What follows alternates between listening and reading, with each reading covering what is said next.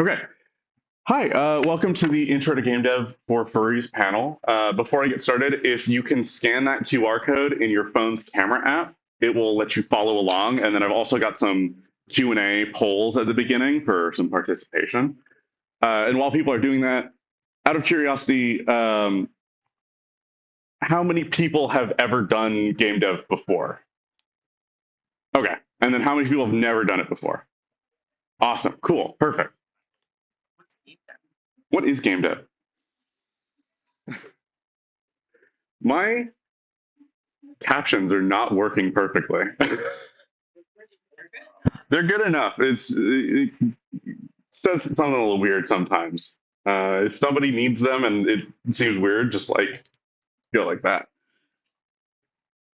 Uh, okay, I'm gonna move next. So first, welcome survey. Again, just what is everybody's familiarity with game development? Uh, is this should be on your phone if you're following along. If it's not on your phone, give me like 30 seconds. Oh yeah. Anybody coming in just like I guess I started a minute early. Anybody coming in just a couple seconds late or on time. If you can scan that on your phone, you will be able to follow along. And then I've got a couple of intro questions.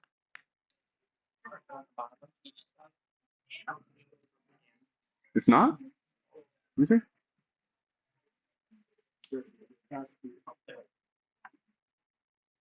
There you go. I guess you could just click it, I guess. I did not know that.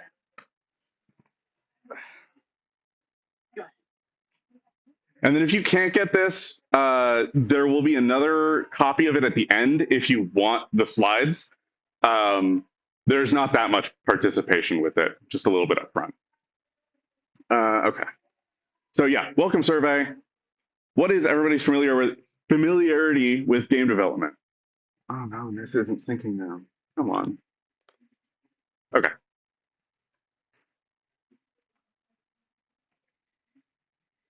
So either, on the scale of completely unfamiliar, never done this before, never looked into this, all the way up to like, I am doing this professionally.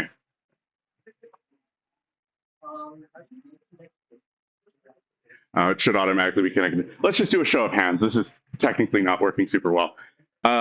So completely unfamiliar with game development, raise your hand.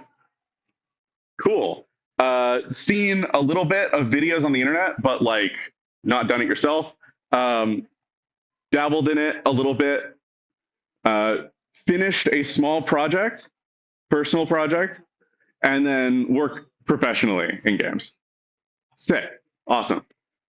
And then that is, oh no, oh no, everything's going wrong. I'm trying to juggle two copies of the slide deck.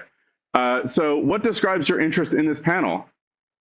Uh, just curious about game development, not really interested in doing it yourself. Want to make personal projects? Cool, good. And then want to make professional projects, like want to get hired. Awesome. So there's a good mix among the panel. Lastly, just because it's very relevant, who would rather be playing Silksong right now? As fun as this con is.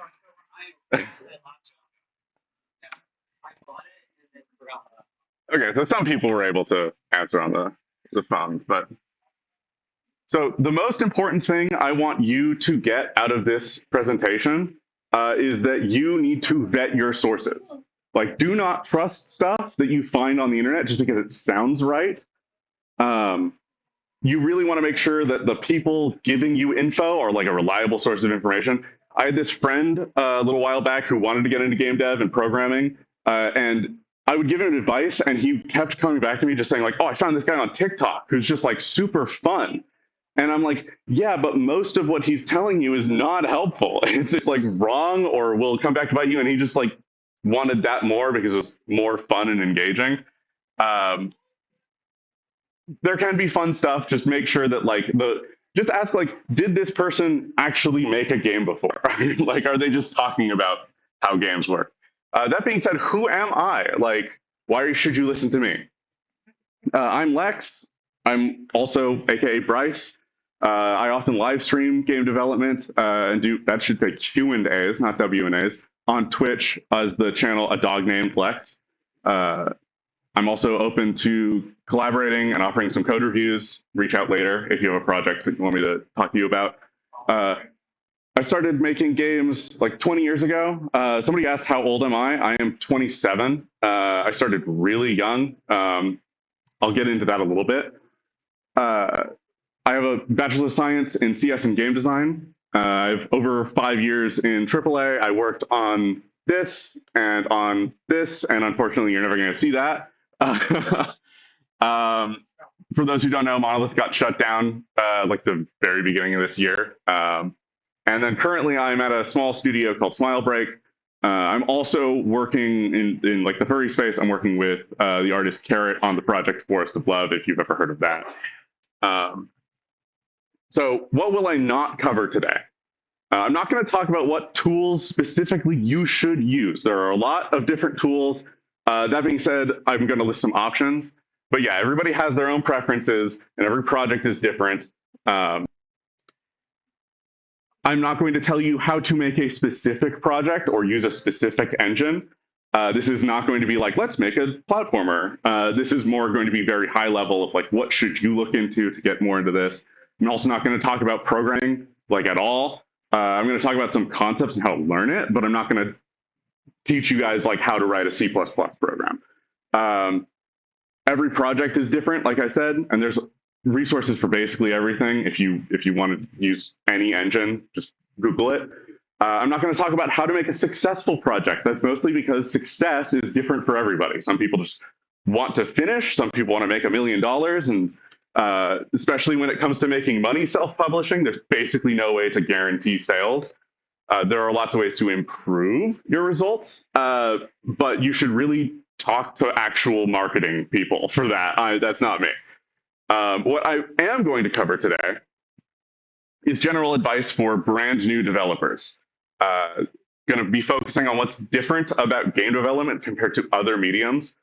Um, Ideally, I'm going to answer a lot of questions for people who are really new to making games. Um, and I want to give suggestions on what you should learn and practice and research after this so that you can like, keep going. Hopefully give you some inspiration and direction in the process. And then at the end, there's going to be an open Q&A for people to ask whatever questions I didn't cover if we have time.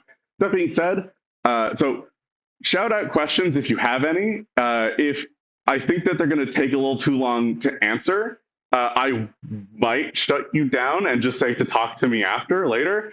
That's just because I have 90 minutes. There is so much to cover. I'm going to have to go pretty fast. Yes, there is a game dev. Sorry, there's a game dev meetup right after this in the main lobby. I'm going to talk about that at the end for people who stick around. So I hear this a lot when I tell people like, "Oh, I'm a game developer." They say, "I have this great idea for a video game. How do I make it? I think it's going to do so well. People are going to love it." And I say this as somebody who loves video games, who's been working on games for the vast majority of my life. Do not make video games. Making video games is hard, like really, really hard.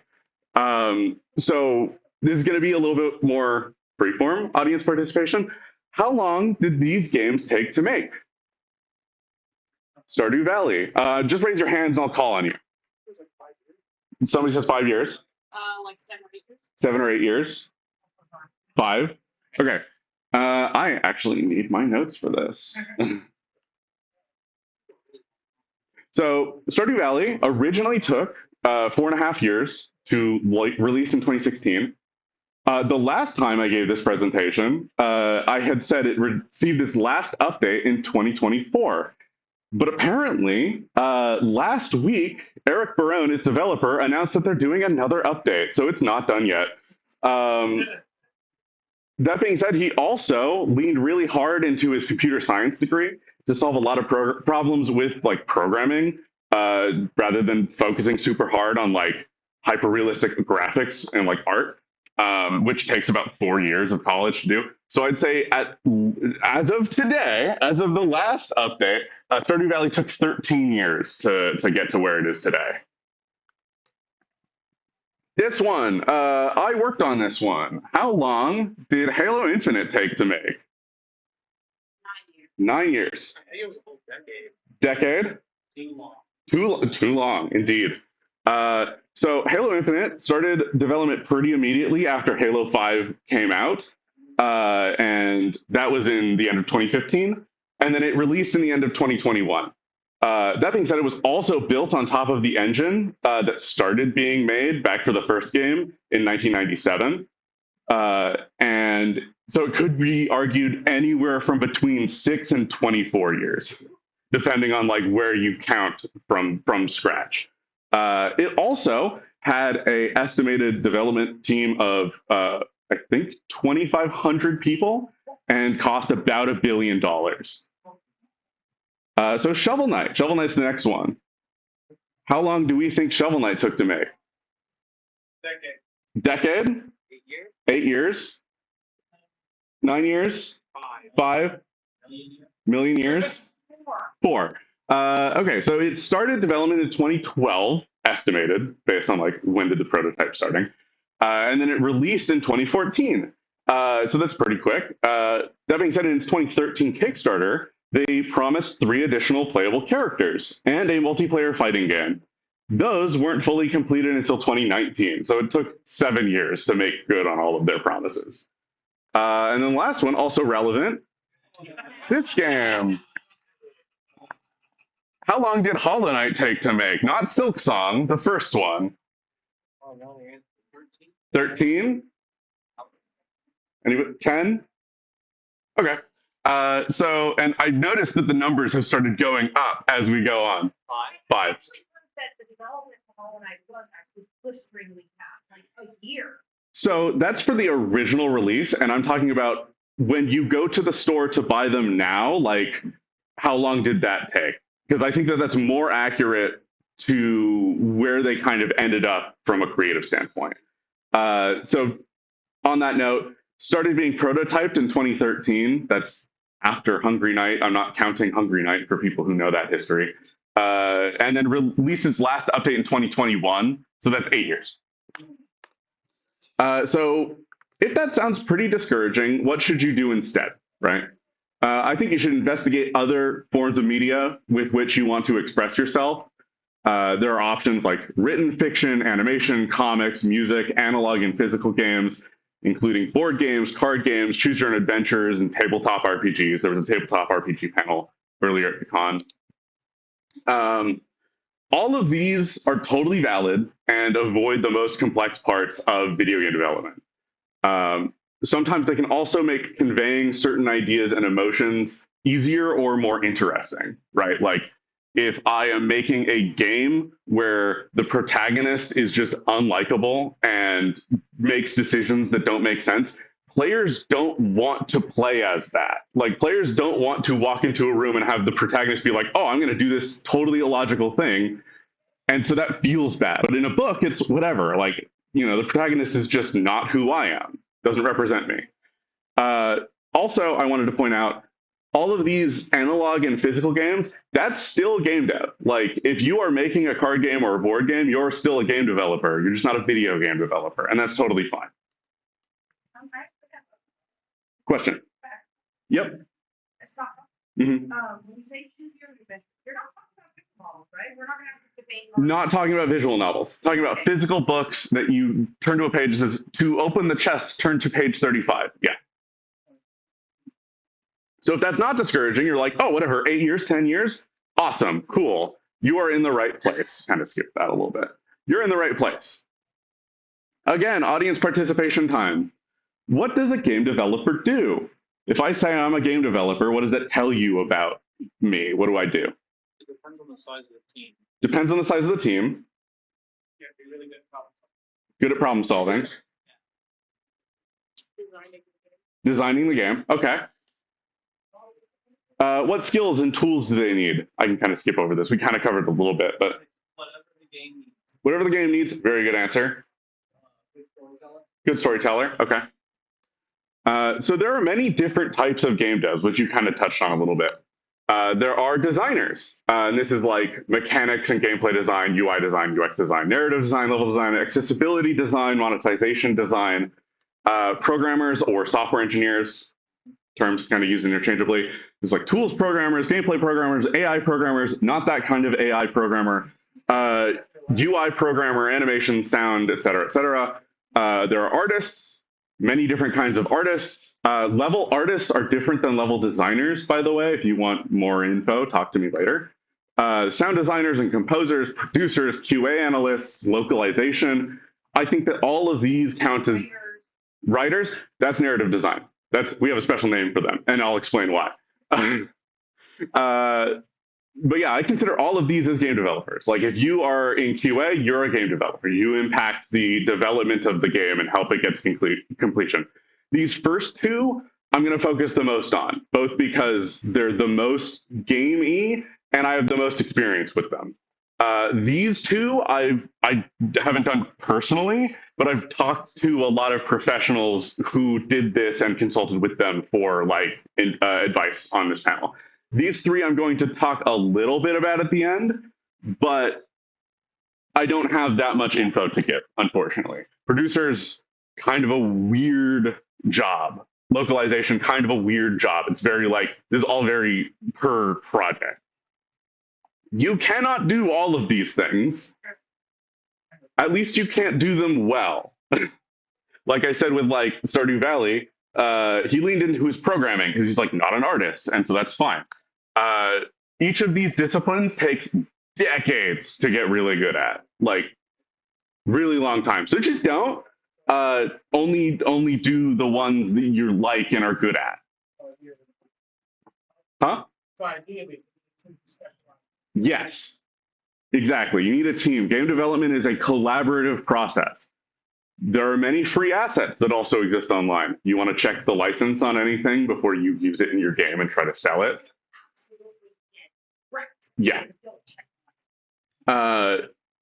Some engines also have official asset stores and libraries where they vet stuff for you and you can know I can use this in my game and I won't get sued.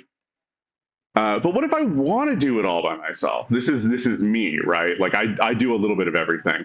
Go for it. Who am I to stop you? I'm not your dad.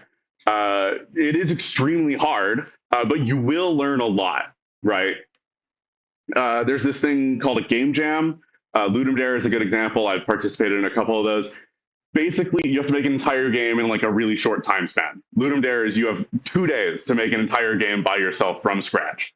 Great way to challenge yourself. You learn exactly what you don't know how to do because you try to do it. You're like, wait, I'm stuck. Get a little bit of experience first. Don't do that first.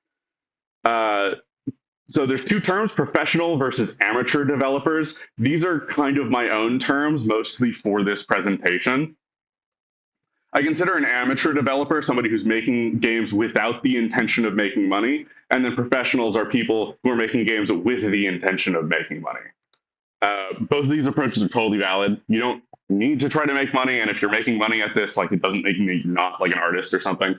They just have different goals. School did you I went to DigiPen Institute of Technology. Yeah. My grandpa went there. Nice. Amateur developers are aiming to make a specific project work, do whatever makes the thing happen. If you need something to happen, you're I just am used to this tool. There's, you're oh, I know that I should learn this professional art software, but I'm really used to this one that I've been using since 2004 and it's terrible, but I know how to use it. Go for it. Nobody's going to stop you. Don't worry too much about oh, I need to be the best computer scientist ever to program my game, unless you actually care and want to be the best computer scientist ever. Professional developers are aiming to be experts. You aren't aiming to hack stuff in and just make something work.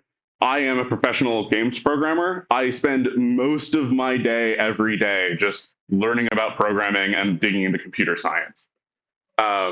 This is because either you want to be hired at a studio or to sell a product. And either way, you're competing with a lot of people.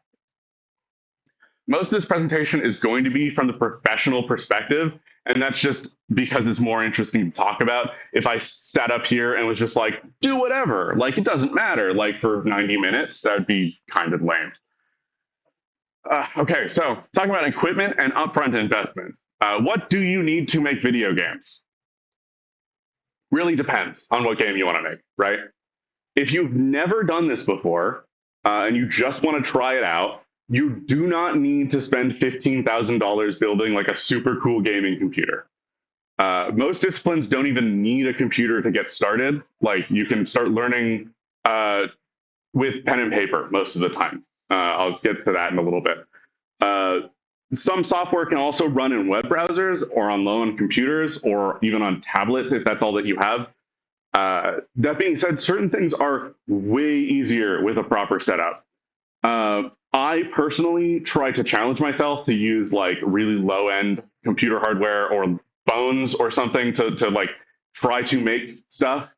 And I have made an entire game on only my phone. That being said, this is what only my phone looks like. Uh, that is probably over $2,000 worth of stuff, counting the phone.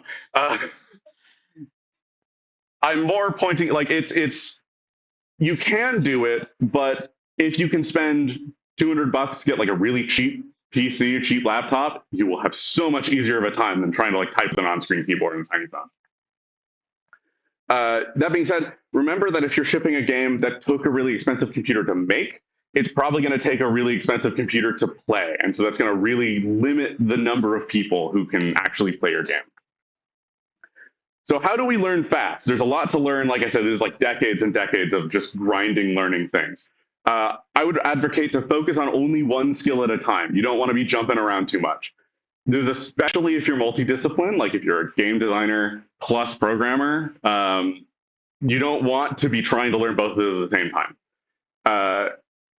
Even if you're in a single discipline, like, oh, I'm a 3D artist, that's many different disciplines. That's modeling and animating and rigging and texturing and animating. I said animating twice. You also want to skip everything that's not exactly what you're trying to learn. Use pre-existing assets. There are many free options that exist. You can buy asset packs. Frankly, if you're doing something for learning and you're not going to distribute it, go ahead and break copyright. Like, nobody's going to steal your hard drive in the middle of the night and be like, you used the Legend of Zelda sprites to practice gameplay programming or like practice sound design. Like, just don't release it, right? Like, keep it just for learning. That being said, don't violate copyright or licenses if you do distribute anything online. You can also commission custom assets or cooperate with people. I've worked with a lot of artists, most of them that I met from school, where I'm like, hey, I have this project. I need X, Y, and Z. How much do you want for it? And then I just pay them. And then I have my character. Make sure that you have like an official contract and license for that stuff. A lot of people, especially like in the online art space, just kind of like send a PNG file and they're like, there's the result. And there's no agreement on like, can you post this on social media? Can you change it? Is this like who owns this now? By default in the United States, whoever makes something owns the copyright for it unless they explicitly say that person can do X, Y, and Z with it. Worst case, make the simplest possible version as fast as possible. Programmer art is this term that is like, I just need a bunch of characters, scribble something really quick, make a little smiley face, make a square, make a circle. Like, it doesn't matter. Spend a couple minutes on this and move on. We are not learning how to be an artist if we're a programmer. We're learning how to be a programmer, and we need the minimum to make that happen. You want to fail as soon and often as possible. You want to work in a sandbox where it's okay to break stuff. You don't want your like one copy of your project that you spent 5 years on. You're like, oh no, now nothing loads, and I don't know why. You want to try as many different approaches to stuff as possible. Try different strategies instead of just only working with the one thing you know how to do. This is because you want to find what works so you can do it more, and then find what doesn't work so that you can avoid it later. You also want to find a reliable mentor or mentors. There's this group called the IGDA, International Game Developers Association. They do have a membership fee. It's pretty cheap. It's like $60 a year. Cheaper if you're a student, I think. And it's really just a way for you to say like, hey, I'm trying to be an environment artist. Can I get in contact with professional environment artists who can like look at my work and help me get a foot in the door at companies? Um, there's also social media. I'm on Mastodon, YouTube, Twitch, Discord, Telegram, etc. That being said, if you're following a mentor on social media, make sure that there's somebody who's actually talking to you regularly. Like, don't just follow one YouTube channel with 2 million subscribers because they're not going to help you specifically, right? Like, they might have good information, but you can't send them your project and be like, what feedback do you have on this? So I'm now going to go through each discipline that I covered in the start, and we're going to go through some tips and a crash course a little bit if I can. First, these are tips for everybody. Use version control. Who does not know what version control is? Cool, you're about to learn. There's a thing called Git. It's industry standard. Basically stores a history of changes that you're making instead of like tons of copies of files. You can use it for your notes. I use it for everything. If I make like literally anything on my computer, I start a Git repository just to like keep a history of what I've done. You can use Git without or with or without a server. It's called a remote repository. There are free server options like GitLab, Bitbucket, Git, which requires you have your own server hardware to run it on, or GitHub. There's also Codeberg I didn't put up there. Alternatives to Git are SVN and Perforce. Both of those require servers, and Perforce has a subscription fee for large teams. I think it's 10 plus, might be 5 plus. That being said, point is, you want to use version control. It basically lets you track what you're working on and not have to like have 15 copies of your project and then you forget which one is which and then you work on the wrong one. They're also great for collaboration. You can make changes on your machine, push it to the server, and then all your teammates just pull it down, and then you're all synced up. Do not use Google Drive or Dropbox or iCloud or whatever for collaborating. This is just a nightmare. You will end up with copies of files that you didn't intend to. It's really hard to keep track of which one's the most recent. Plus, I think all 3 of those options I listed are just no permissions. If you have a disgruntled coworker who just doesn't like you anymore, they can just delete everything, and now you're screwed. GDC talks are a great free resource. Who doesn't know what GDC is? Cool. Game Developers Conference. Basically, if you've ever had a question of like, oh, that's a really cool mechanic, or that's a really cool thing in that game, how do they do that? They probably went to GDC and then talked about it for 2 hours on like, this is exactly how we did that. Also, I think that everybody should learn a little bit of everything. If you're a programmer, learn a little bit of art. If you're an artist, learn a little bit of sound design. This is because shared mutual understanding of basic knowledge between collaborators makes communication easier. Simple speak, if I am a programmer, or if I'm an artist, and I'm talking to a programmer about how my art is being displayed, and I don't know what a shader is, that's going to make our conversation way harder. Don't get attached to any specific tool, especially if you're a professional. What's really good like right now and might be perfect for your project right now that you're working on might not be good for another project. And it might not be good in 10 years or 20 years. Like Unity is a great example of that. There's plenty of other good examples of that. It's also just like I stuck to this really crappy engine for like 15 years. And I'll get to that in a little bit. Speaking of which, game engines. What is a game engine? Who doesn't know what a game engine is? Perfect. That makes my job a lot easier.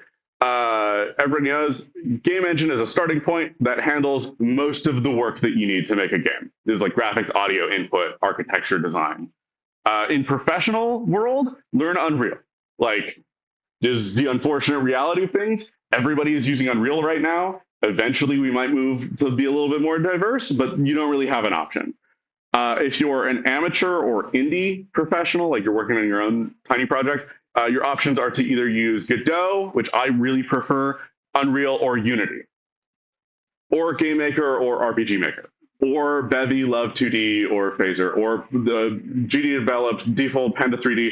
Use whatever. Like, I'll get to Scratch. Use whatever works for your workflow and preferences. There are so many options. Yeah, about the AAA, have anyone within the AAA space been talking about this? So the question is, has anybody in the AAA space been talking about like the consolidation to Unreal? No. Oh, 3D. Oh, 3DE. The deal with the AAA right now is, yeah, the deal with AAA right now is that it's all business driven, unfortunately. Like it's just businesses looking at it and saying everybody knows Unreal, so we can hire everybody if everybody knows Unreal. We don't need to like specialize or train people when they've been hired. Most people in AAA I've talked to do not like that. We wish that we could diversify a little bit. Uh,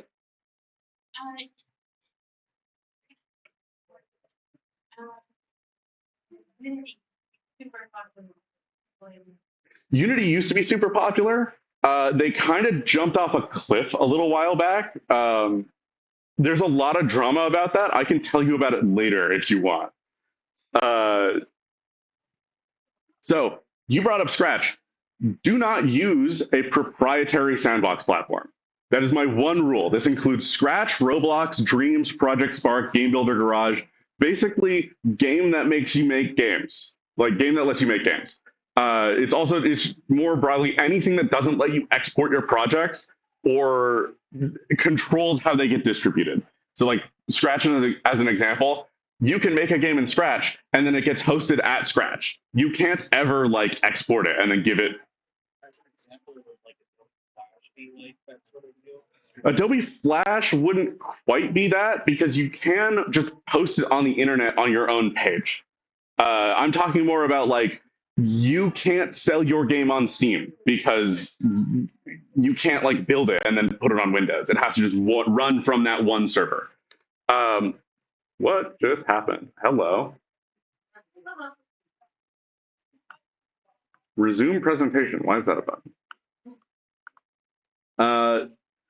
So these feature a lot of non-transferable skills. Like I said, I used a really jank engine for like 15 years, and I just spent so much time trying to figure out like how do I do really basic stuff in this terrible sandbox. Uh, it really limits your growth, and then your projects are stuck here forever, right? Like you make your thing on Roblox, you can never leave Roblox. Like you are stuck there. If it ever shuts down, your project is gone. If you ever get banned, your project is gone. Like this is kind of a scary space to be in, so just don't. So designers, probability and statistics math are the most important thing to internalize. I talked to like 3 or 4 professional game designers. They all said this immediately. This is because games are experiential. You need to understand and account for every possible experience your players can have. Basic probability you should get comfortable with is stuff like if you roll 1d20 with advantage, what's the expected value? You don't need to know that number and like have this stuff memorized, but you do have to be able to have a gut feel for like, is that better than rolling 1d40? What does the distribution curve look like for that with advantage? Does it skew towards higher numbers or lower numbers? If you can avoid or limit randomness in your games, it is like always a good idea. If you can just say this thing always happens, your life is so much easier. Randomness really doesn't make any sense if an event is already super rare. This is like where you have a RPG where you fight a boss one time and they have like a 2% drop on it. Like you literally can't fight the boss again. What is the point of having that 2% drop? There are reasons to do it. Most people shouldn't do that. You also want to get a good understanding of psychology. You want to learn how people perceive and react to different situations and stimuli. Basically, you are presenting problems to your players, so you should think about how they're going to receive those problems. You also want to play and analyze lots of different games. This includes analog games like board games, card games, dice games, etc. You don't have to be good at them, but you should understand them. Some suggestions if you are looking to get into this and are like blackjack, diplomacy, love letter, liar's dice, mahjong, Pokemon. Just focus on the battles for Pokemon. Don't worry about like the whole overarching everything. Just the one-on-one. Settlers Catan and then Hearthstone and Magic the Gathering. If anybody doesn't like Magic the Gathering, the bad news is that you are legally required to learn Magic the Gathering as a game designer. I just haven't met a single game designer who doesn't play Magic. You also want to analyze some non-game experiences like roller coasters, going to the grocery store, mall, or an open house. Go ahead. Yeah, when you go to the grocery store, where's the milk? Why? It's at the back is the answer. Why? No, because they can put the refrigerators in the front. They choose to put it in the back so that you have to walk through everything because it's something you have to get to regularly, stuff that's refrigerated. So you have to walk by stuff like candy and cookies and bread and stuff that's like very impulsive buy. So some basic game design concepts. Engagement is this really, really big term. It's basically the investment of a participant in an experience. It's not necessarily the enjoyment of an experience. We can be really engaged in something that is making us uncomfortable or making us sad, or this is why we can doom scroll our phones for like 8 hours in the middle of the night. It shouldn't always be high. We don't want like peak dopamine, like constantly engagement. We want contrast. We want like high moments and then low moments, and then high moments and then low moments. We have this term called a quit moment. It's basically when engagement reaches zero. It's when the player's just like, okay, I'm done, and then they stop playing. This will always happen. Nobody's going to play your game forever. We need to sleep. If you create it intentionally, it's going to be way better if the player is like, okay, it feels like I should take a break here, rather than just being like, I'm literally passing out. That shouldn't be that indented. But engagement fulfills different emotional needs of the audience. This is like autonomy, mastery, connection, and sensation. And then there's many different types of engagement that fulfill those different emotional needs in different amounts. My thing is in the way. If you want to read more about this, there's this paper by one of my professors, Ben Ellender. It's called Engagement Theory. Really short. It's only like 2 pages. Basically goes all into this in super big detail. If you don't make a quit moment intentionally, what you end up with is players being like really resentful towards your games. Like I feel like we've all probably had a moment where we accidentally stayed up until 2 a.m. and we're like, or like 6 a.m. and we're like, oh no, the sun's coming up.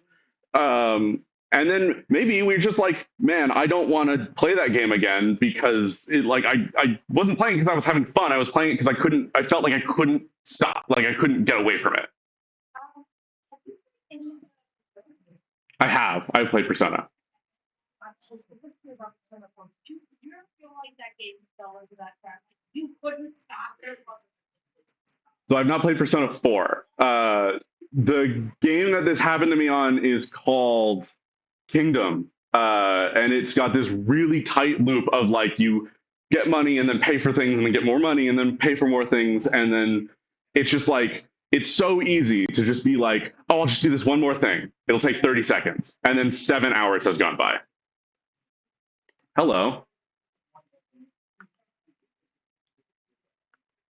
Okay, so 4 terms. First, affordances. Affordances are basically anything something can do. A button can be pressed, an analog stick can be tilted, a box can be opened, and a chair can be sat upon. This includes things it's not intended to do. A chair could be stood upon.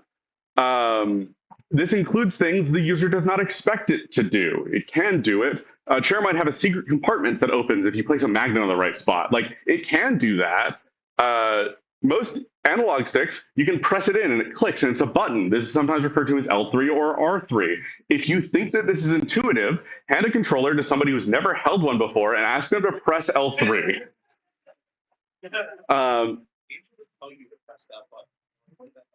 Yeah. Expecting the player to guess unintuitive affordances leads to confusion. Signifiers. Signifiers tell us how things should work. Arrows tell us what direction to move things in. If you have bad or mismatched signifiers, you get a confusing experience. This is like a pull bar on a push door. You walk up to the door and you pull on it and it's stuck. And you're like, why is this even here? Signifiers are also cultural. So what's obvious to you might not be to somebody else. What does this sign mean? Point operated. If I show you that one, which is its partner, that one might become a little bit more obvious. What does the second one mean? Do not enter. So the first one means enter. The first one means enter. I had never seen that before, and neither had somebody else that I saw giving a talk where they were talking about this, and they saw it in, I think, Poland, and they kind of just stood back and like had to watch other people interact with the space to figure out what it means. Personally, I think if it's green, it makes a lot more sense. Heuristics. Heuristic is somebody's natural inclination to solve a problem. To open a jar, I need to rotate the lid. This is just like, I see a jar, I want it open, this is what I have to do.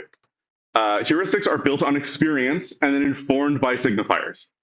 By default, I'm going to try to open a jar by rotating the lid clockwise or counterclockwise. I know things. However, if the lid has an arrow pointing clockwise and next to the word open, I'm going to try that first, even though I'm used to doing it the other way. If somebody's unfamiliar with a scenario and does not have sufficient signifiers, they won't be able to form heuristics. Your player will say out loud, "I'm confused," or "I don't know what to do." This is like a game that requires a player to use an item to open the door, but it doesn't tell the player what button opens their inventory. Like they don't know that they even have an item to use, or like that it needs to be done manually. This also happens if heuristics aren't doing the thing that the player expects.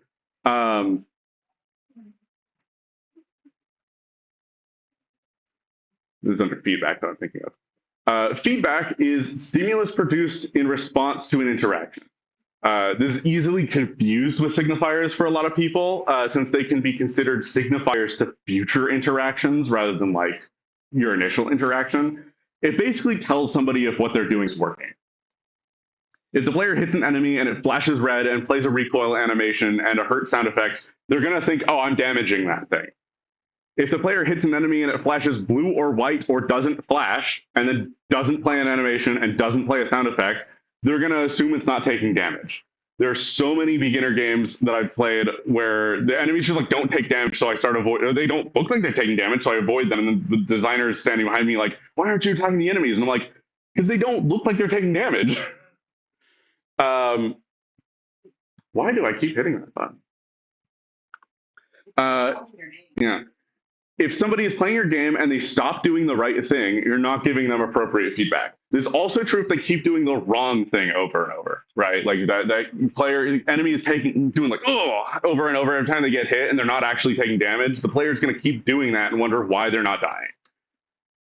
If you want more info about this book, The Design of Everyday Things by Don Norman, basically covers all four of these topics really, really well.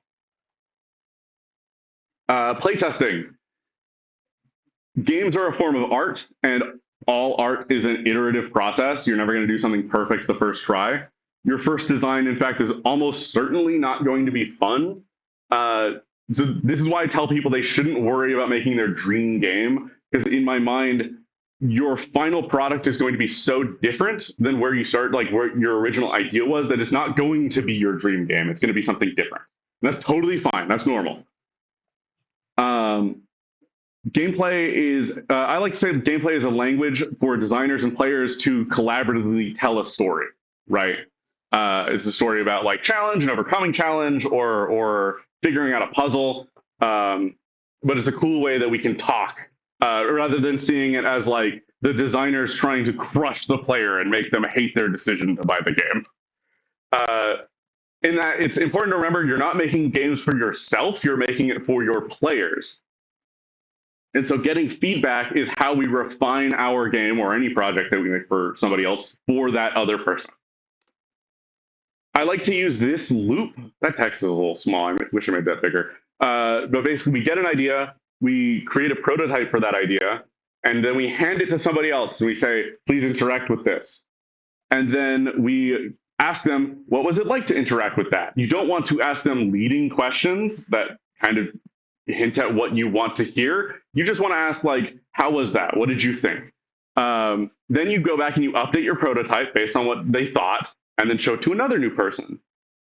And then you do it again, and then you do it again. Do it like 3 or 4 times minimum, and then you integrate that prototype into your final project. You're like, cool, the fireballs work, they feel good. Now the main game, I will make the fireballs work in that exact same way.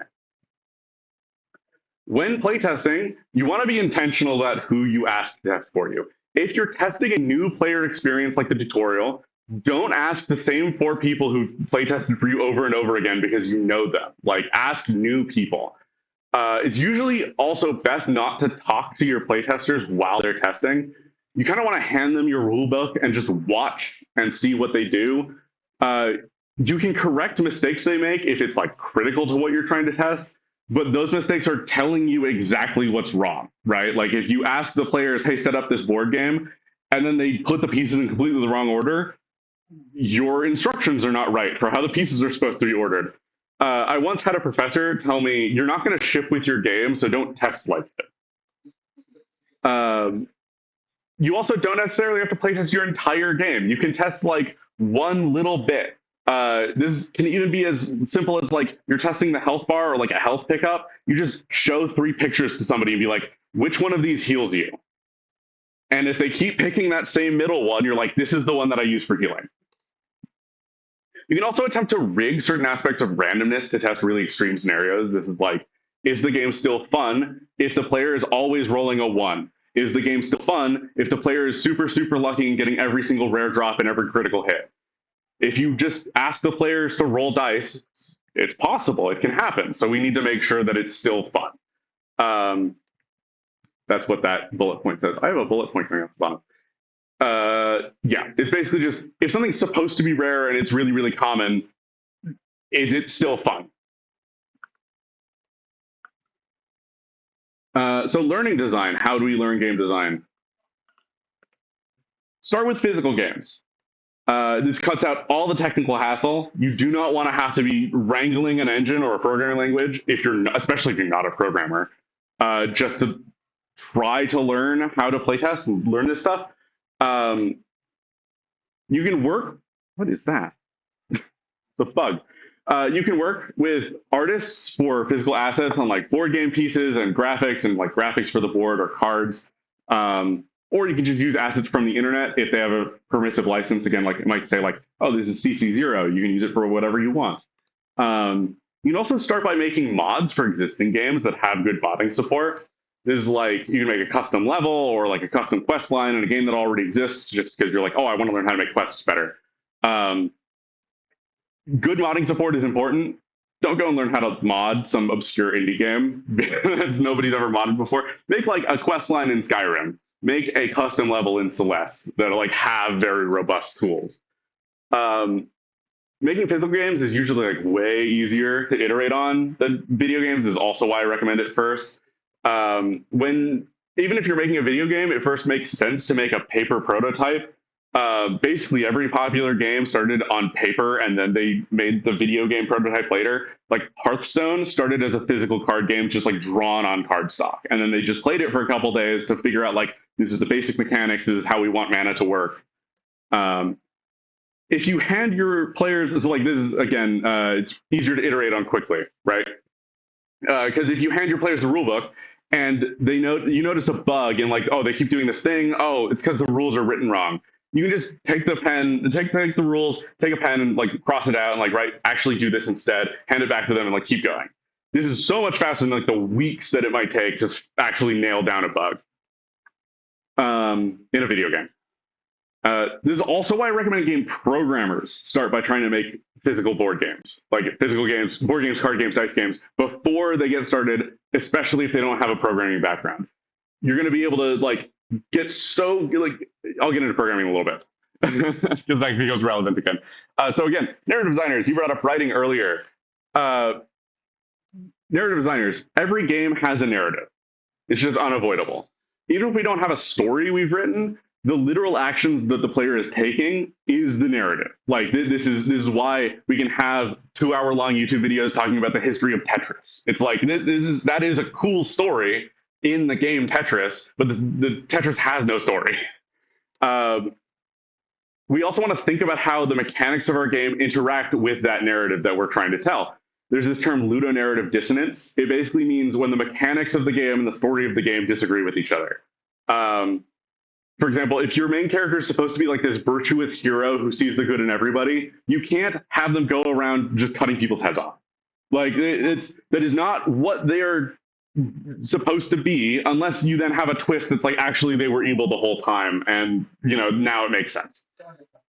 What was that? So Undertale. Undertale. You would play it the first time. You would play it as a standalone RPG.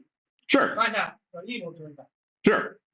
Undertale is actually an interesting example because Undertale tells you pretty early. There's a specific. It is pretty hand-holding on like play this game this specific way, and really pushes you into doing that. But yeah, it's like if in under like also the player character is kind of a blank slate in Undertale. It's not like you're told up front, oh, this child is this virtuous hero who's good and loves everybody, and by the way, here's a sword.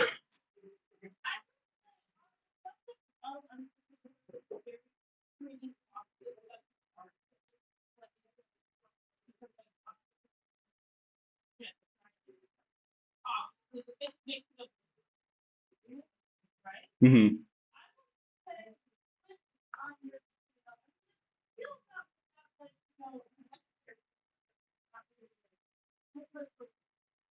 Right.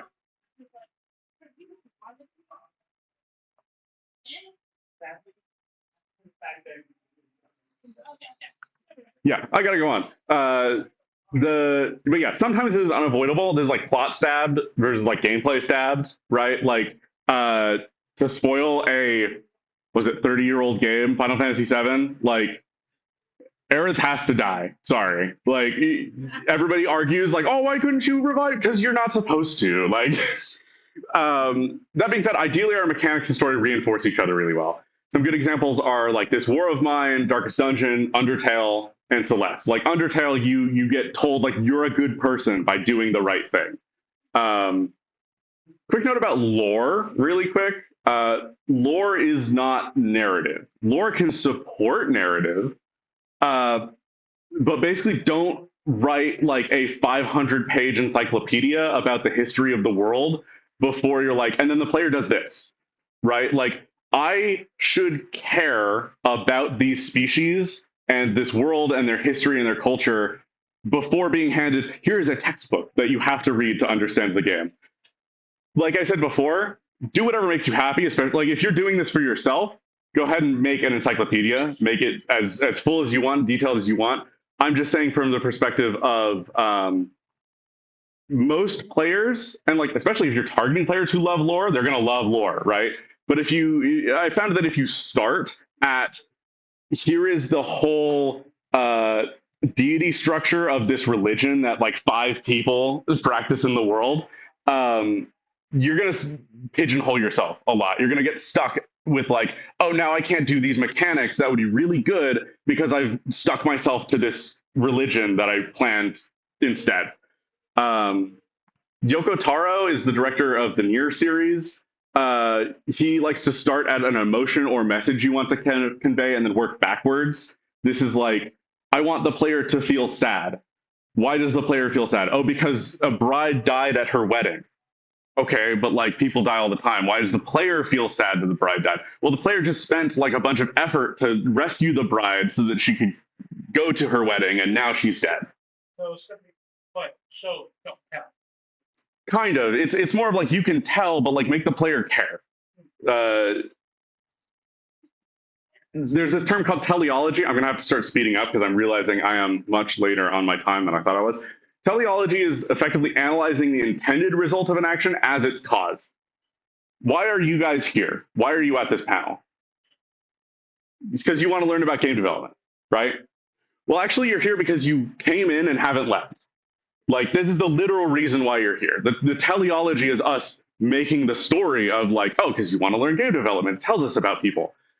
Fiction is inherently entirely teleological. Teleological. This is because fiction's not real. We can just say stuff happens. And so, as part of that, everything in fiction should serve like a greater narrative that we're trying to tell. Why did the chicken cross the road?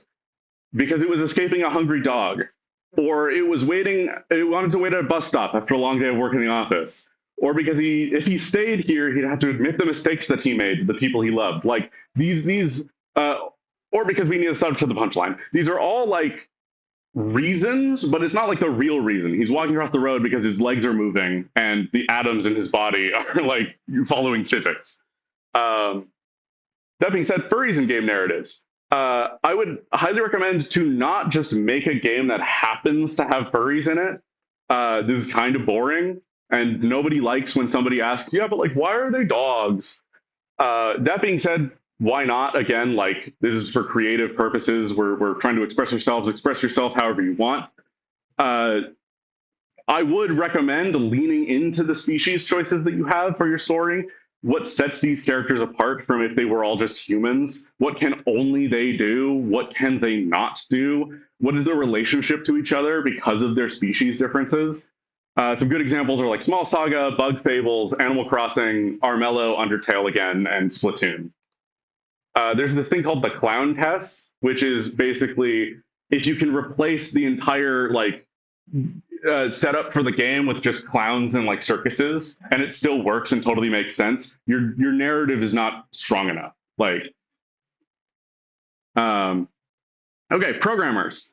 Tips for software engineers. Like I said, make some physical games rulebooks first. You're going to start by writing rulebooks for games that already exist. This is going to teach you how to be explicit and how to say, like, this is exactly what I want to happen in this exact order.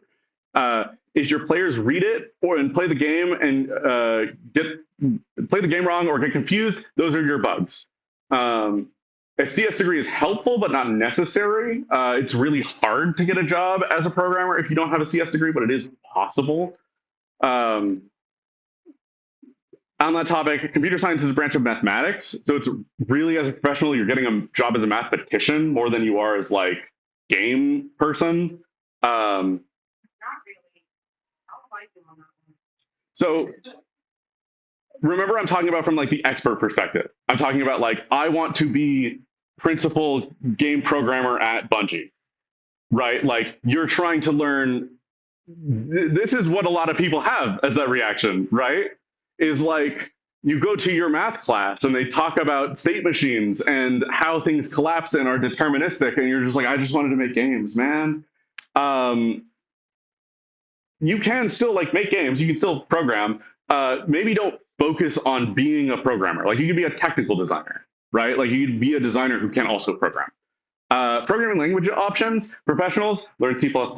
There are a lot of arguments about what language is the best. C++ is the most popular right now for professional game development.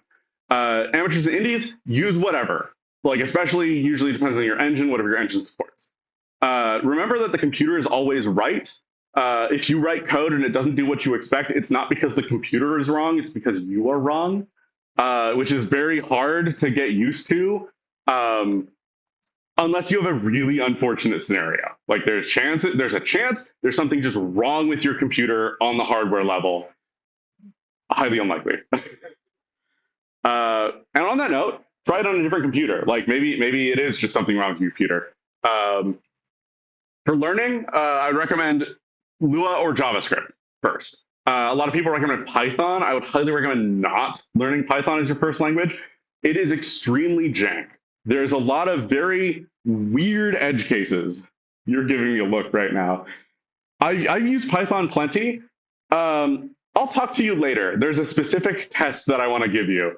If you're using Godot, use GDScript. It's super easy and super straightforward. Professionals learn C and then C++. What about visual scripting languages, right? Like, they're really easy to understand. Some examples of visual scripting languages are like this, and this, and this. That's the super jank engine that I used for 15 years, and it's terrible. So there's this video that's unrelated about riding bikes with training wheels and why they are terrible for teaching people. And it's a really good video. I'd recommend people watch it. The statement put forth is basically learning how to ride bikes on training wheels doesn't teach you how to ride a bike. It teaches you how to ride a bike on training wheels. Like If you get really, really good at these things, you're going to have to then relearn a lot of stuff as you um, come back. And you're like, okay, now I have to actually learn C++. Now I have to unlearn all of the weird jank. Um, I'd recommend learning general programming in computer science and not just game programming. Like, learn how to make a website, learn how to administer a server, maybe, learn how to work with microcontrollers and do LED stuff. Um, Copy pasting solutions step by step from tutorials on the internet is not going to help you understand stuff. It's going to get the job done, and then you're not going to understand it. It's going to lead to something called technical debt. Um, Learning how to break down a problem that's like really complex into really atomic steps of I take this number and then I add 5 and then I move it over here and then I multiply it by this, like instead of just saying the player shoots a fireball in this direction. That's the most important skill of a programmer. I want to make a combo system is a super abstract goal with no clear steps. So you want to break things down into their restrictions and completion criteria. How do I know this is done? Like if I can do X, Y, and Z, it's done. Yeah, you can't say this step is done when X. Don't start programming it. You have to figure out like what does it mean for it to work. Lastly, do not rely on ChatGPT or any LLM for programming advice. Please. Dear God, please. Audience participation. How often do LLMs provide information that is factually untrue and has no source? A lot of people call this hallucinating. We're running low on time, so I'm just gonna tell you it's about 60%. Yeah, I think it's 60%. It is like most of the time it's just making stuff up and you cannot find it. To prove a point, I went to ChatGPT and asked it to describe the computer science topic of procedural hyperprogramming and how it relates to things that are used in game development in this context and how it relates to object-oriented programming and recursion and lambda calculus. Procedural hyperprogramming is not real, and yet ChatGPT gave me this very comprehensive answer talking about how it's practical for game dev and how it relates to recursion and lambda calculus. And he also asked if I wanted it to sketch a visual diagram rather than like making an example. I don't know why I would want that. But yeah, just don't trust it. Oh, that didn't load correctly. If I refresh, will you load correctly? Come on. Yeah, there we go. I like this post that I ran into.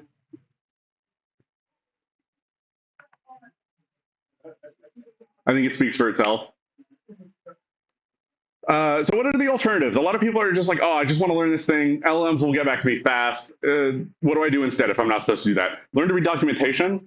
If you're using a pre-built engine, aka not one that you made yourself, its documentation should be pretty easy to find. If you just Google like Godot class name, like Godot HBox container, you're going to get a full page of like this is everything it can do. This is exactly how it works. Reading documentation is going to give you the most accurate possible information, other than just reading the source code, and it's going to be way faster than asking random people or LLMs and then like massaging them to give you the right answer for help. You also want to learn your language really well. For C++, I like the website cppreference.com. It has like everything you could possibly need about every single version of C++. It's fantastic, and a lot of examples. And then at a certain point, you're going to become fluent in your programming language, where you're just going to have an idea and you're like, okay, I would do this, and then this is the code that I would write. I find that I am typically like, when I'm typing code, I'm about like 20, 30 lines ahead in my head of like where I will be, just because I've gotten to that point. The easier that this happens, like this happens through practice, so you got to get a lot of practice in, the easier it'll be for you to use your language. You also want to experiment a lot. If you're not sure how something works, or you have an idea for a code pattern, just try it. Just like open a new project to try it, see how it works. Maybe write down what you learned. For C++, C#, and many other languages, godbolt.org is a fantastic website. It just lets you just type in code, and then you can tell it use, like if I'm writing C++, I might type in a big example and then say like use this version of Clang and this version of C++, and then use these flags and then see how it spits out assembly, and it's awesome. For Godot, if you're using GDScript, I actually have a website, gdscript.live, that lets you test every single version of Godot down to like 2.6, I think. And then you can just, in the same way, type in whatever code you want, run it. I can do profiling for you and lots of other cool stuff. You can also read code from other projects. There's this website, grep.app, super cool. Basically, just searches all public GitHub projects. It's really good for finding examples of how to use a library. Huh? Oh, yeah. This is way easier. This is easier than decompiling game. Yeah, it's like really good if you have a library you're trying to use and you're like, there is no documentation, right? Like, for some reason, Raylib is this like graphics library for C++. They don't have documentation. They just don't believe in it. And so they're like, examples are way better. I disagree. But this lets you find examples for like, how does this work? Or how do I use this? Make sure you check a project license before you just like copy paste code. If you find a project on GitHub, that doesn't mean you're allowed to just take it and not give credit. Open source does not mean free public resource with no limitations. You can also ask other people. Most programmers on the internet are really happy to point out resources and just delve into like, oh, you want to learn about how recursion applies to this functional pattern? Well, I have 2 hours. That being said, make sure you ask for help effectively. Some people might be like, I've asked for help and people are really mean on the internet. Why doesn't it work does not give anybody like nearly enough information to help you. So many people like hop into one of the Godot Discord servers and just be like, my game has a bug. Why? Instead, you want to say something like this, like, I am trying to implement wall jumping and I'm using raycasts. Here is the relevant code. Here's a screenshot of the scene hierarchy. Why does the raycast think that there's always a wall, even if the player is far away from it? Like, this tells you exactly what you're trying to do, what you're looking into, what the actual problem is, as opposed to just like, hey, I don't know what your project looks like, man. Like, you got to give me a little bit more than that. So how do we learn game programming fast? Start by making games that already exist. Ideally older and simpler ones. This is because everything but the programming has been done. You can take all the sound and art and everything, and like I said, don't distribute it online. But like, you have an exact goal of like, I need to make exactly that. If you're trying to make the original Super Mario Bros. And Mario's jump doesn't feel exactly like the original, you're not done yet. Like, it's wrong. You want to make your version feel as close to the original as possible. This also helps you learn how to follow a spec. Like, if you're working with a designer professionally, they might say, hey, I want an enemy that can do A, B, C, and D, and then E in this really specific circumstance. Like, you get good at both learning how to follow that and noticing when you don't have enough information to follow that. There's this other website, the 20 Games Challenge. I can move my guy a little lower. 20 Game Challenge, basically just a recommendation of tons and tons of games to do in order that teach you like specific things. They start at like Pong, and then you make Super Mario Bros, and then I think you make Minecraft, and then a bunch of other stuff. And then they focus on like, this is what you should be learning at this step. For artists, get used to using version control. I said it earlier. Artists are like really bad at file management for some reason. It's so much easier if you name the file something descriptive. You're like, this is fireball5.png with no spaces, please. Programmers don't like spaces. And then you save it in the correct folder, and then you push it to version control, and then everybody can just have it, and they don't need to track you down on a Saturday when you're trying to enjoy your time. You want to try, you don't have to do this, but like, try to learn how to integrate your work with whatever engine you're working on. If you can swap out an asset on a project on your own, this saves like so much time, as opposed to like, you as the artist work on it and then give it to a programmer who now has to just like switch the files around, and then they have to get approval, and then it just takes like 7 people to do what could be 5 minutes. You also get to test your changes immediately. You can find out, oh, that version of the Fireball, I forgot to remove the transparent, or I forgot to give it a transparent background. So then you add the transparent background, swap it out again. You're like, cool, now that looks good. It also gives you far more control over how your art gets displayed in the project. You get to make it look exactly how you want. There's so much cool stuff you can do in games as opposed to just like static images. Um, I would also recommend please learn the specifics of various different similar file types. What is the difference between PNGs, JPEGs, SVGs, WebPs, GIFs, etc.? And then this applies to like models and animations and textures. Like, why would you use one over the other? Which ones are supported by your engine? Are you working with SVGs and then you find out like, oh, your programmers have been manually converting those all to PNGs? Why are you working with SVGs? Um, for also for artists, art and audio tends to impact the majority of the memory budget. This is where you end up with games that require 32 gigs of RAM to play. High resolution texture can be like dozens of megabytes. I'm talking 4K, like 4K by 4K for high resolution, which is not that high resolution now, but and then a one-dimensional gradient could just be a couple hundred bytes. And so like you instead of making your super big thing that uses a bunch of gradients, you could make one tiny gradient and then apply it in specific ways in engine. If you get technical with this, you can also focus on procedural graphics, which makes your graphics way better. Like literally infinite precision if you write shaders for it. And then it lowers memory use because you don't need textures if it's quick. Yeah. Do you know what a shader is?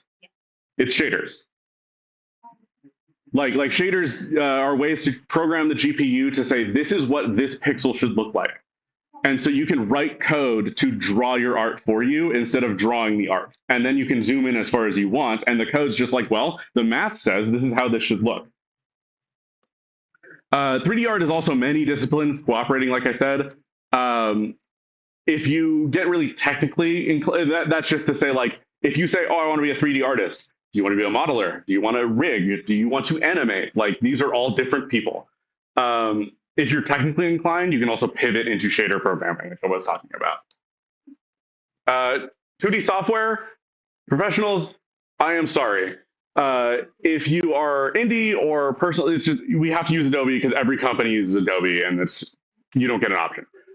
If you're on your own or indie, you can use Krita, Inkscape, or Procreate. There's many other options. Like with engines, it just depends on whatever produces the sprites and textures that you need.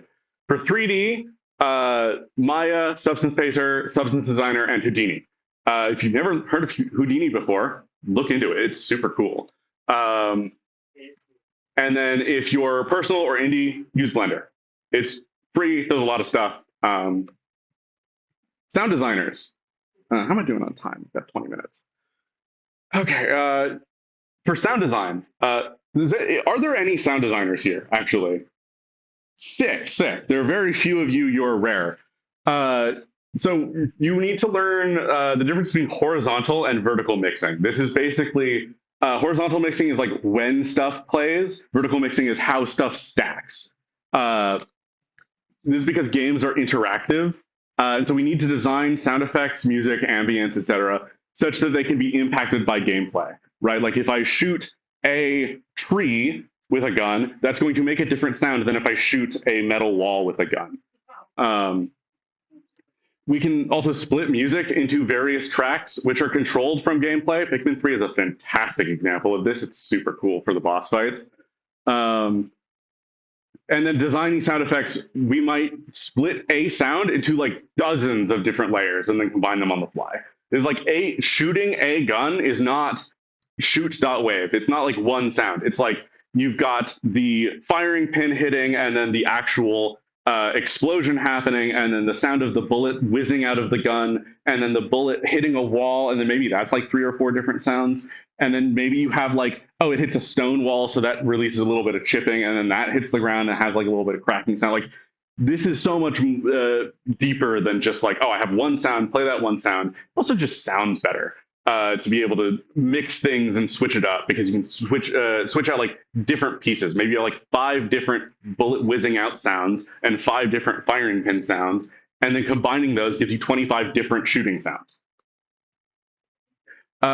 This is also enabling reverb and other spatial effects based on like where the player is. You walk into a cave and voices should now like echo. And then we also need to make sure that our soundscape doesn't become oversaturated. This is where like there's so many sounds happening, it's just kind of noise and we can't tell what's going on.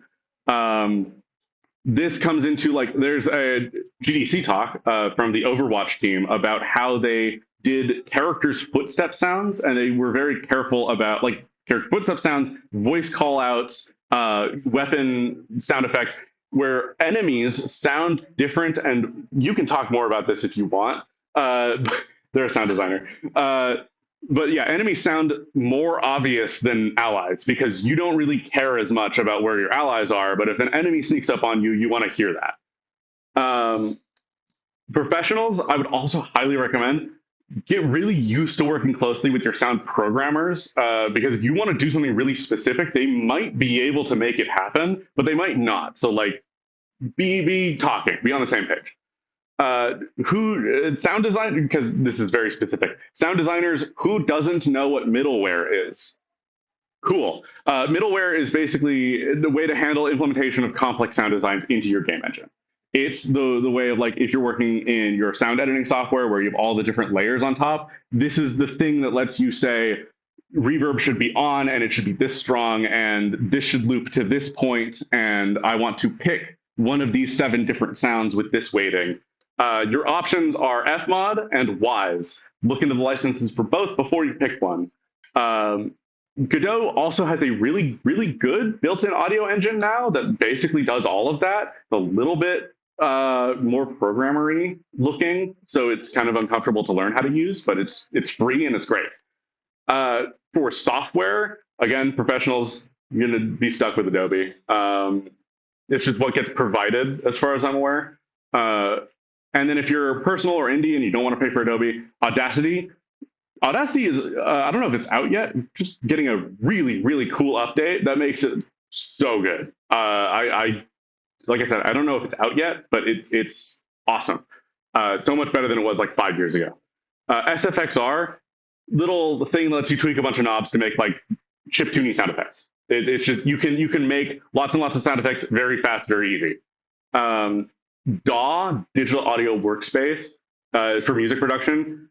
Your options are Logic, Reaper, Ableton, FL Studio, Pro Tools. Again, like artists, it's just kind of like you kind of tend to be a single person in music production and sound design professionally. So you kind of get to make the decisions about like, and like you're also outputting just audio files. So you kind of get to make a decision about your workflow.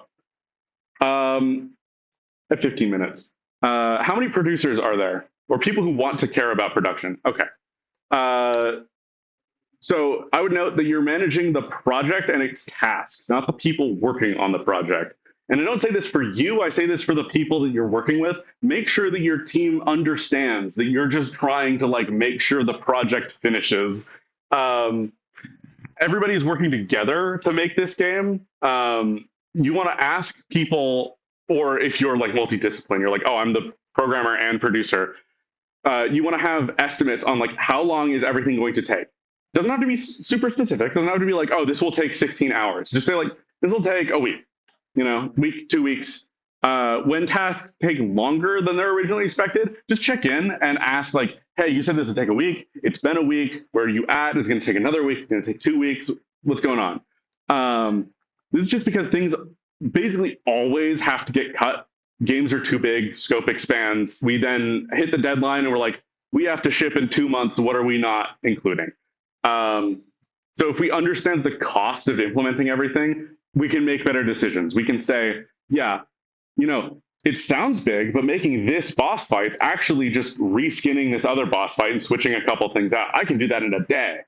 Whereas making this like mini game is going to take 2 months. And so like we cut the mini game because it's going to take too long, but you can't know which one sounds bigger just by hearing, do we cut the mini game or the boss fight?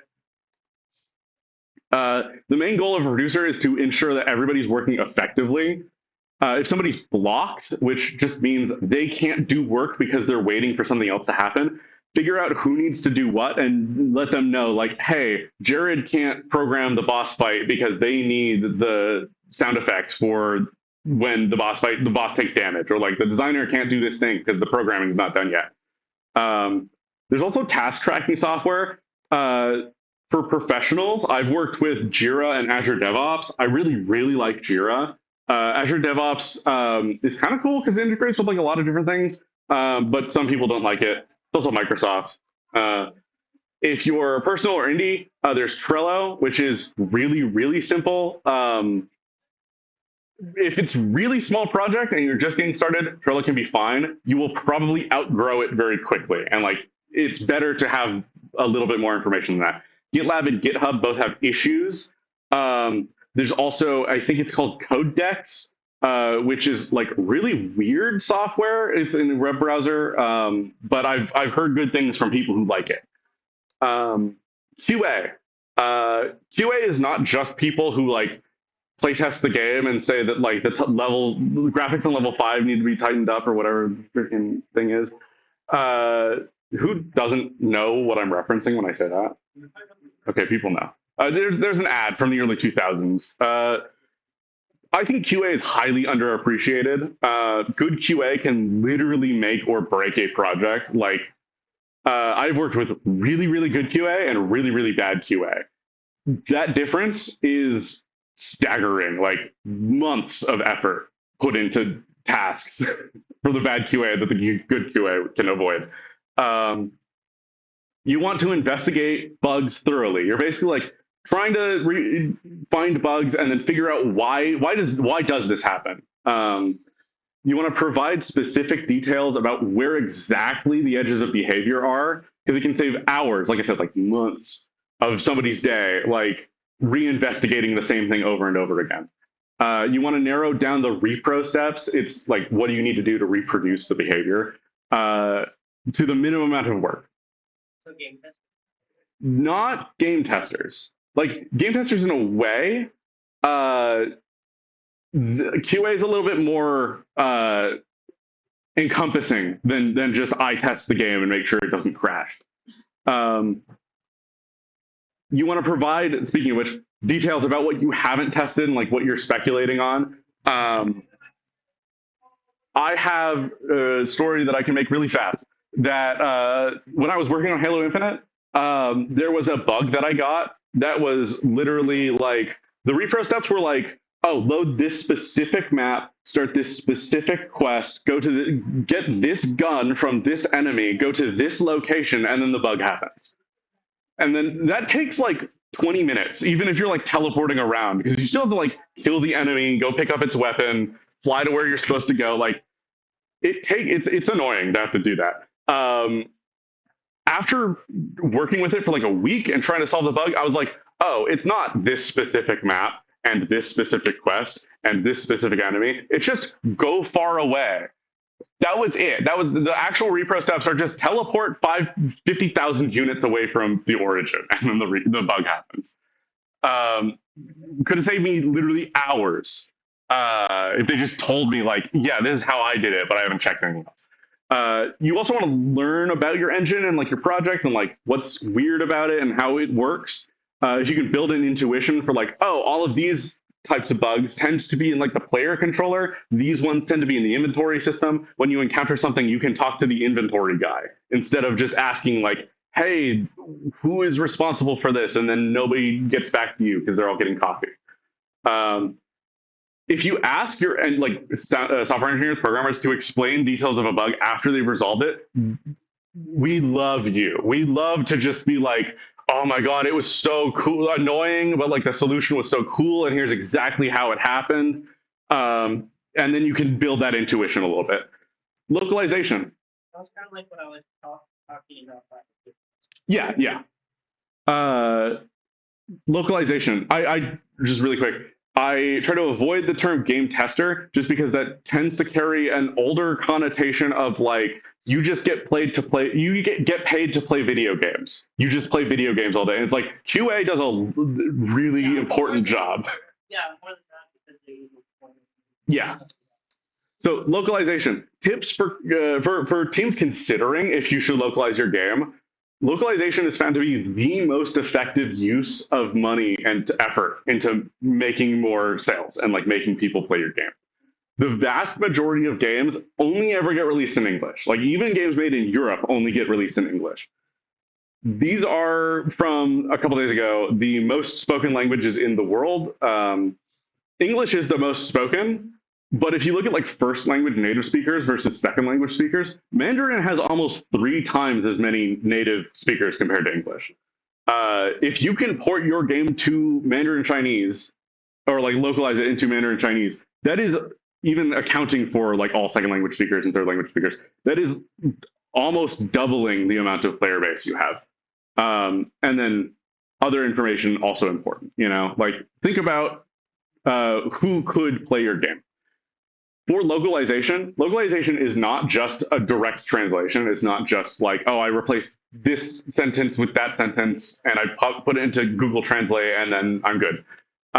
Localization is about understanding culture and the context behind why stuff works. I like to say it's impossible to make a one-to-one true localization, as much as weebs don't like that idea. Where even a direct translation is not like a perfect translation, where like, you know, again, Japanese to English with anime and manga and stuff, it's like somebody mentions a concept that's like, oh, but this is only, you only know this if you grew up in Japan and like know how their elementary school system works. It's like, you can't translate that into English. It takes a lot more effort. The smart translators do incorporate like actual words and concepts Yeah. from the whole culture and language. Yes. Briefly. We'll get to that. I appreciate that though. In order to create a proper localization, you need to get really familiar with the target language, target culture, source language. I actually, you know, I forget if I have a bullet point on that. To talk about that specifically, the idea of keeping the original word from the original language can be useful, does require homework from the reader. Does require somebody who's reading to maybe go like, oh, I've never heard of that before, and then go out of their way to learn about it, which is cool. I dig that because we're learning about other cultures. But it is friction. We want to create cultural parallels. If something in the source material can benefit from it, this is like, hey, maybe we don't have this idea of like classroom cleanup that they have in Japan, right? Where like kids are supposed to stay after and like help clean up classroom or like do it early in the morning. But we have an idea of chores. And so maybe instead of students from a school having a conversation, if it's from Japanese to English, maybe instead of saying, hey, I have to, you know, I can't go tomorrow, you know, I have classroom cleanup, it could be like, hey, I can't go tomorrow, I have chores I have to take care of. It's like not a direct translation, but it gets the idea across. Sometimes this isn't possible.